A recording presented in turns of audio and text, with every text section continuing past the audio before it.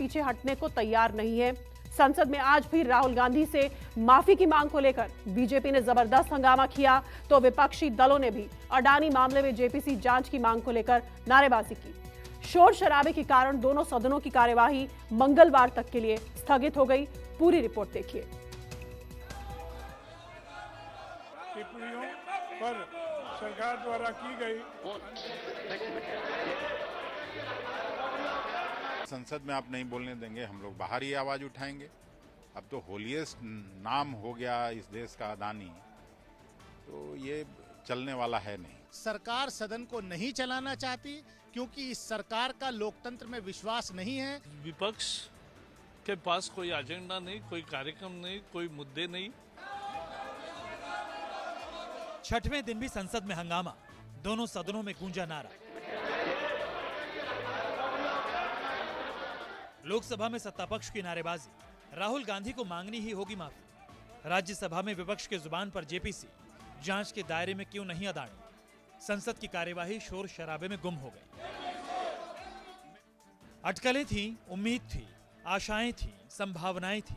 शायद इस हफ्ते संसद का शोर खत्म हो जाए, सत्ता पक्ष राहुल से माफी की मांग से पीछे हट जाए, संसद चलाने की खातिर नरम पड़ जाए, लेकिन ऐसा हो नहीं पाया। संसद की कार्यवाही शुरू होते ही सत्ता पक्ष के सदस्य राहुल गांधी माफी मांगो के नारे लगाने लगे। राहुल गांधी शेम शेम के नारे भी गूंजने लगे। क्यों नारेबाजी? विपक्षी सांसद भी वेल में आ गए। तख्तियां देख स्पीकर भड़क गए। माननीय सदस्य, तख्तियां रखिए, पार्लियामेंट पक्षन तख्तियां लेके नहीं आता। आप आए, बैठे, चर्चा करें, चेंबर में आए, चर्चा करें, सत्ता पक्ष भी आए, प्रतिपक्ष भी आए, रास्ता निकालेंगे, सदन चलाएंगे। मेरा तो आग्रह है, आप सदन चलने देंगे तो मैं सदन चलाऊंगा। स्पीकर की अपील बेमानी बन गई। लोकसभा की कार्यवाही स्थगित हो गई। राज्यसभा की सूरत भी अलग नहीं दिखी।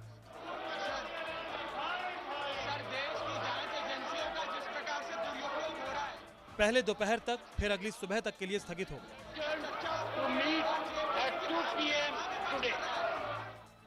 शोर शराबे के बीच ही सदन के पटल पर कुछ अहम रिपोर्ट्स रखे गए, लेकिन किसने क्या कहा, बोलने वाले के सिवा और कोई नहीं सुन पाया। अवाम भी असल बात जान नहीं पाई। अवाम तभी असल बात जान पाई जब सांसदों की टोली सदन के बाहर आई। सिर्फ यही कि इस देश के आजादी के बाद जो सबसे बड़ा घोटाला हुआ है, लाखों करोड़ का, अडानी जो 6 से 9वें नंबर पे था, 2 पर लाने के लिए सारी संपत्तियां बेच दी गई, नियमों को शिथिल कर दिया गया, खान, रेल, एयर सब उसके हवाले कर दिया गया। उस पर जेपीसी की जांच की मांग कर रहे हैं। जिस प्रकार से पिछले कई दिनों से मोदी जी की सरकार सदन नहीं चलने दे रही है,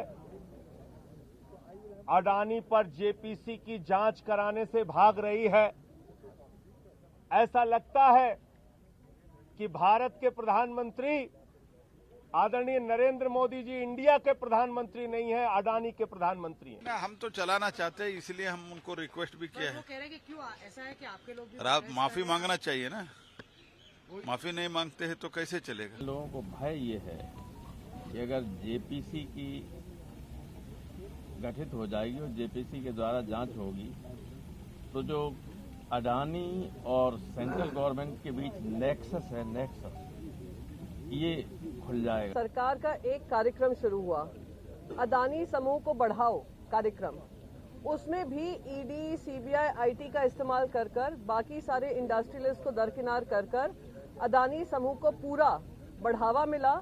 This Adani has taken over almost all, even the airport to ports, by putting people under CBI first. After 3 months of CBI's pressure, he took over the companies. The politics of the extreme right, and Mr. Modi represents that. The greed of the super rich, Adani represents that greed. And we can see they have come together. विपक्ष के पास कोई agenda नहीं, कोई कार्यक्रम नहीं, कोई मुद्दे नहीं। नॉन इश्यूज को इशू बनाने की कोशिश है, और देश के बाहर जाकर देश का अपमान कोई करे तो माफी तो बनती है। राहुल गांधी के लंदन वाले जिस बयान पर सत्ता पक्ष ने तूफान उठा रखा है, खुद राहुल गांधी इस पर संसद में अपनी बात रखने को आतुर है। लेकिन बीजेपी कह रही है कि राहुल को सबसे पहले बिना शर्त माफी मांगनी होगी। राहुल गांधी ने इसको लेकर पहले भी लोकसभा स्पीकर ओम बिरला से मुलाकात कर बोलने का वक्त मांगा था, लेकिन स्पीकर ने इसे नियम के खिलाफ बताकर खारिज कर दिया। अब राहुल ने नियम 375 के तहत स्पीकर को पत्र लिखा है, संसद में बोलने का वक्त मांगा है। कांग्रेस नेता राहुल गांधी ने लोकसभा अध्यक्ष को चिट्ठी लिखी। चिट्ठी में राहुल गांधी ने लंदन में दिए अपने बयान पर सफाई देने की मांग की। राहुल ने कहा कि वो नियम 357 के तहत स्टेटमेंट देना चाहते हैं। संसद की कार्यवाही को शोर में डूबने से बचाने की खातिर लोकसभा अध्यक्ष ओम बिरला ने पहल तो कर दी, लेकिन राहुल गांधी को लेकर सत्ता पक्ष की ओर से आई विवादित टिप्पणी कांग्रेसियों को रास नहीं आई। तलखियां कम होने की बजाय बढ़ती ही चली गई। To get N S to run a horses race, अब इसके मैंने अंग्रेजी में कुछ कहा, इसको समझ लीजिए। कहाँ सावरकर जी और कहाँ ये, छोड़ दीजिए इन चीजों को। मैं को एक सीधी सी बात बताता हूँ, दिल्ली पुलिस क्यों गई? I think he needs to apologize. Anurag Thakur ji should advise Prime Minister and Home Minister of this country not to hide the matters concerning Adani and whatever has come out in Hindenburg report and associated in other associated with Adani issue. He should Anurag Thakur ji should advise the Prime Minister and Home Minister that a JPC to be conducted and come out clean instead of advising Rahul Gandhi ji. बाहर कौन क्या कहता है, किस किस से माफी मंगवाओगे आप? कितने केंद्रीय मंत्री, कितने नेता बाहर कौन क्या बोलता है कि अगर ये दौर शुरू हो गया कि बाहर जो बोलेगा उससे हाउस में माफी मंगवाओगे, बस फिर तो देश चल लिया, फिर तो इस देश का लोकतंत्र चल लिया, पार्लियामेंट चल ली फिर तो। महिलाओं के उत्पीड़न वाले 45 दिन पुराने बयान को लेकर रविवार को राहुल गांधी के घर दिल्ली पुलिस की दबिश से गुस्साए कांग्रेसियों ने बीजेपी पर तीखा हमला बोला था। कांग्रेस ने ट्वीट के जरिए कहा था कि राहुल गांधी को सावरकर समझे हो क्या।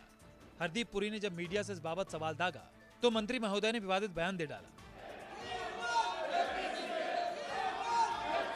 संजीव त्रिवेदी, कुमार गौरव और प्रशांत देव के साथ रमन कुमार, दिल्ली न्यूज़ 24।